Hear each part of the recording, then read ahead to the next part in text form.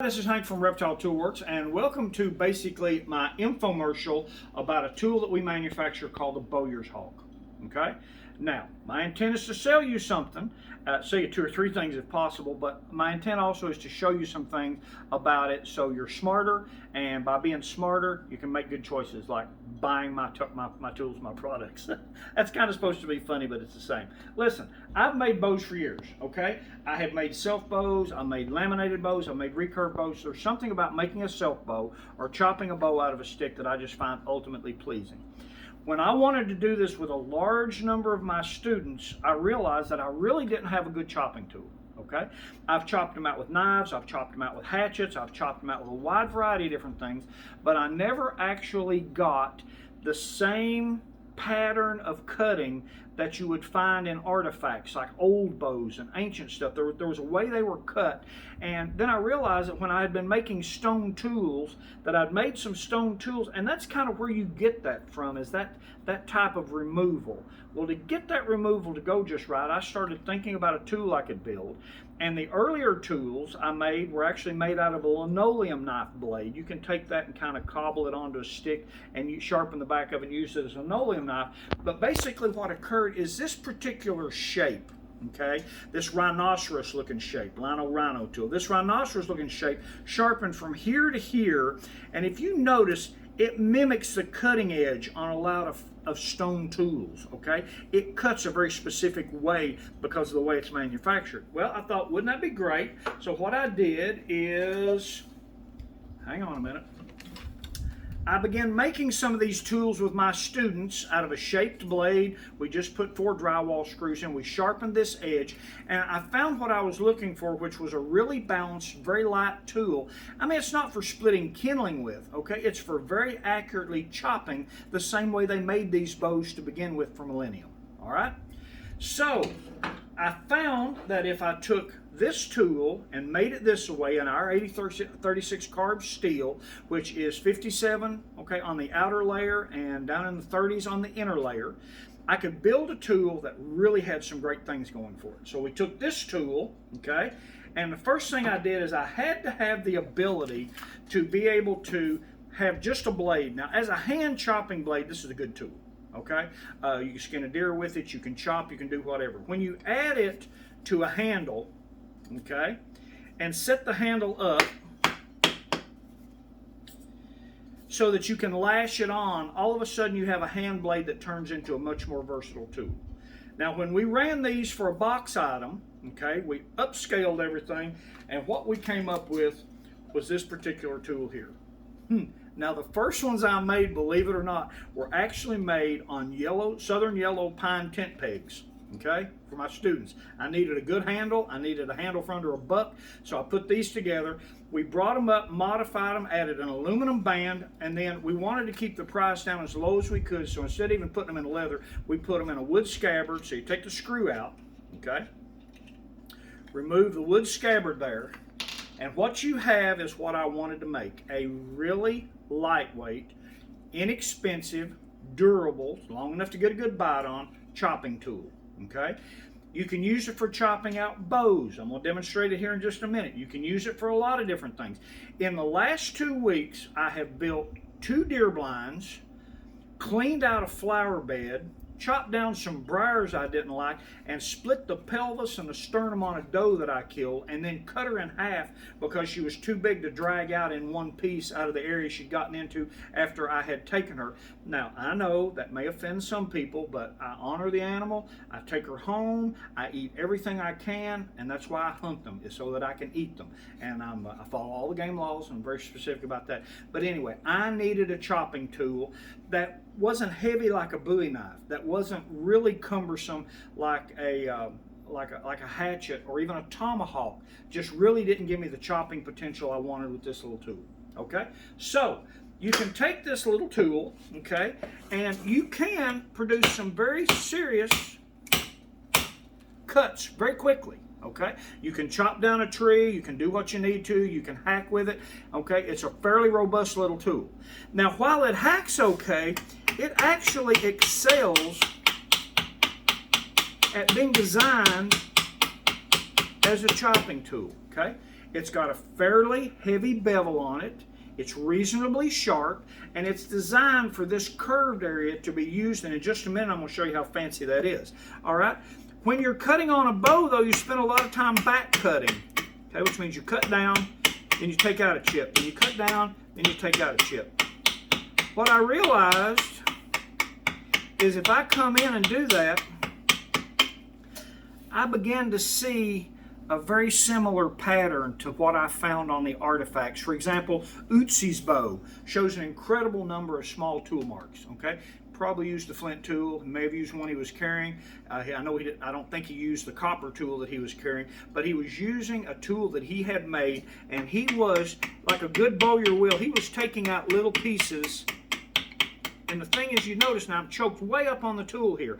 Okay, I can take a tiny and very beautifully controlled shaving with this tool. It's deceivingly simple, okay? It's you and a cutting edge. Don't forget though, you know, if you need to get in there, all right, and really chop, you're not going to have any problem with it.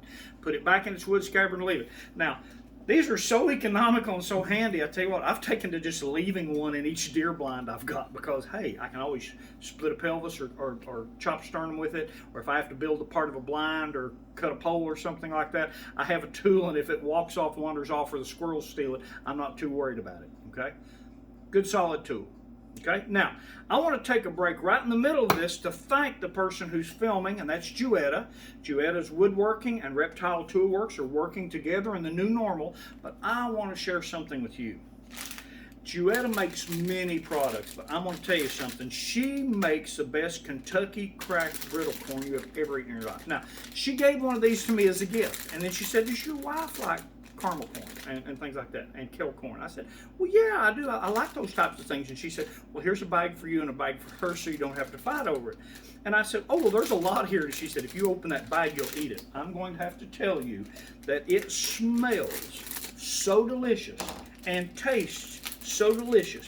Now, I do know for a fact that she goes through and picks every unpopped kernel out, and I'm going to tell you it is, just the smell is amazing, okay? So, I don't want to get started on this because I won't stop, so I'm going to get back to making parts here in just a minute. But, if you order a tool from us, you can also order this product from us. It's Kentucky Proud, okay? She's been doing this for a while, but she makes this, and she makes two nut brittles that are amazing, okay? Now, that was the food portion of today's show, so now we're back to chopping out things, all right? You have a tool and you want to make a bow. Now, when I transitioned this to a box item, I had just done an outdoor core video on making a box store bow in which you took a piece of pine or a piece of oak like this from Lowe's or a box store, and you crafted it into a beautifully made longbow, okay?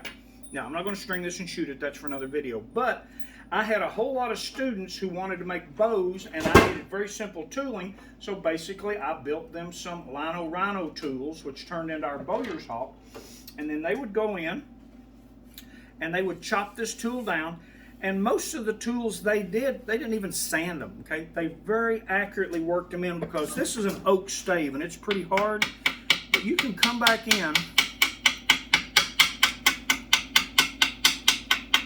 okay, and I can take incredibly smooth cuts. By upcutting, I don't split out. This tool almost teaches you how to hack out a self-bow, okay?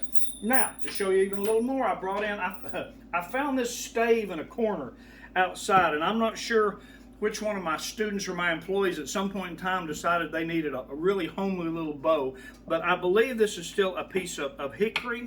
We'll have to see in a minute. But anyway, you can get into it, and by upcutting, take out just the chip you want. Now, the other thing about the tool, if you notice, is I am cutting, oh, wait a minute. Well, how in the world he did? Well, you can turn the tool up, work around an area that's giving you some problems, and chop back down. Now, I do show making a bow from scratch in the video that I was talking about with outdoor core, but you can come in, now this one's been out in the rain, so it's a little bit soft.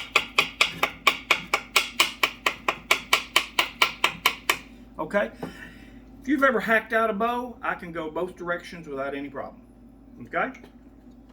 Now, show you something fun about this one. I'm going to pick the next to the beach we run, I'm going to pick the hardest thing we've got in the shop. Okay? This is a heat-treated, tempered, steamed, has been put in use white oak barrel stave. Okay? We make our knife handles out of it because it is one of the most durable and hard materials I can use. It still shapes well and takes care of it. Okay? Now the greatest thing about this tool is this cutting edge right here on the end of this is the part that cuts. So I don't hook it in both sides. So if I'm shaping something and I want to come right down the center,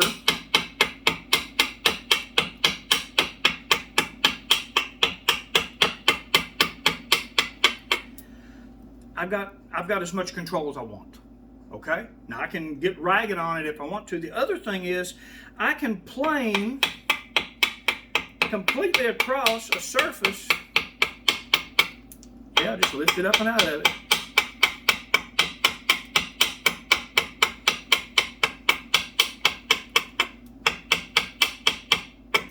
Okay. It's actually an incredible amount of fun. But I can use it as a planing tool.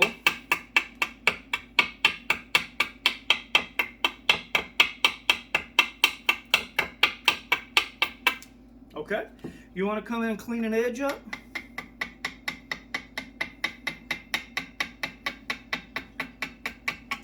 Okay, I can come in or out of it anytime I want to, all right? If this is your type of woodworking, you're building self bows, you're building green work, you're doing things like this, this is a very old tool with a very new twist on it. Okay, now before I go too far and get all crazy about any of that, I've talked about popcorn, I've talked about other stuff. I made this tool for people who want to build bows and people who want to build other things in which they shape them with wood.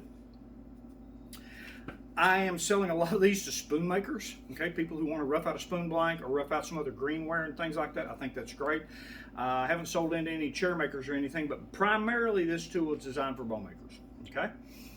Now, I haven't forgotten anything, but this is the beginning of a series of kind of infomercials around a lot of different products we've got. The next one I'm going to do is on our dog bone draw knife, which is specifically made for bow making. The one after that is we've got a gouge that is really great for finding, if you're making self bows, finding that one layer and getting down to that ring and some things like that. So I'll showcase it. So this is kind of the start of a new normal for us, which is showcasing a tool for you, teaching you a little bit about it, and then trying our best to get you to buy one, okay? There'll be links available for you. Juetta, thank you. Thank you for, when I get off here, I'm gonna eat the rest of that bag of caramel corn probably in just 2 or 3 bites like that because, man, it's a cracked corn. That's good. Okay, so there's gonna be links to this. Any information you need, take a look at our products. Thank you very much for watching, and you have a great day.